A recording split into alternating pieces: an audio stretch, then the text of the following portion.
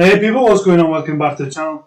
Hope you're well and in good health. We're checking out a Telegraph article today about Britain's workforce. Let's see what's happening in terms of employers and employees. So it says here, Britain's workforce shrinks as employers battle higher wages, new survey shows. Britain's workforce is shrinking at the fastest rate since lockdown as demand slows and surging wage bills put pressure on hiring budgets. Companies are reducing headcounts at the fastest pace since January 2021, when the UK was in the throes of its final lockdown, according to S&P Global Purchasing Managers Index. Now, businesses in the service sector, which makes up the bulk of the economy and covers everything from banking to waiting tables, are driving the reduction in the size of the country's payroll.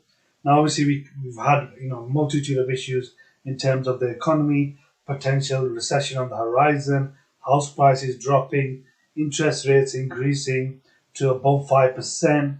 All these different things are coming in, and obviously higher taxes in terms of corporation taxes affecting businesses, and also potentially on how many people they can employ, especially in the UK.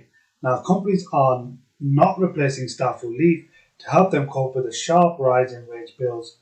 And we'd also have an announcement in the recent Conservative conference that the minimum wage will be going up to £11 next spring.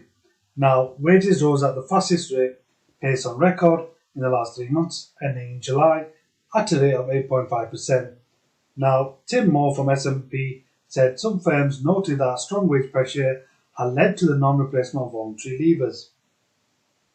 Demand for services also slowing, and Mr. Moore added that companies had reacted to low volumes of work and declining backlogs by putting the brakes on hiring plans in September.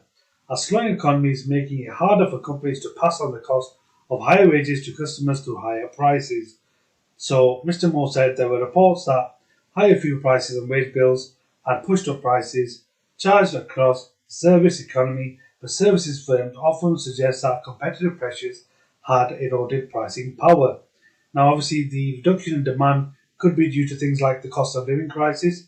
People don't have that much money in their pocket anymore with how expensive things are. So obviously, less demand is now impacting these businesses. The findings suggest that the recent run of record wage increases is now putting pressure on companies' bottom lines. Employers have had to rapidly raise wages to compete for workers amid soaring inflation and a tight labour market. However, there are signs that the intense competition for staff may be easing. The unemployment rate has risen from a low point of 3.5% last summer to 4.3% today. Now, the PMI survey basically is showing to rate setters at the Bank of England who have been concerned that rising prices in the services sector could embed inflationary pressures. Martin Beck at EY Item Club said he was increasingly confident that the Bank of England would hold interest rates steady at 5.25% in November as a result of the combination of weaker activity, falling employment and lower balances for costs and prices suggested by the latest survey. A separate, broader S&P survey found the entire private sector is slowly gliding deeper into an economic downturn, which could trigger off a recession going into next year, with sentiment at its weakest level since January early this year. Now, purchasing managers across the economy said their output was declining as a result of risk-averse attitudes among clients and higher borrowing costs. Some economists took the gloomy data as a sign UK was starting to slide into a recession, which is something we've been talking about on the channel here. Alex Kerr from Capital Economics said the survey were not perfect or reliable on their own, but added altogether they appear to suggest that the economy has had lost momentum and may be dangerously close to a recession. Obviously, nobody wants a recession because that's going to put even more pressure on households, businesses, SMEs here in the UK, as well as other parts of the world. Okay, people, let us know in the comment section below.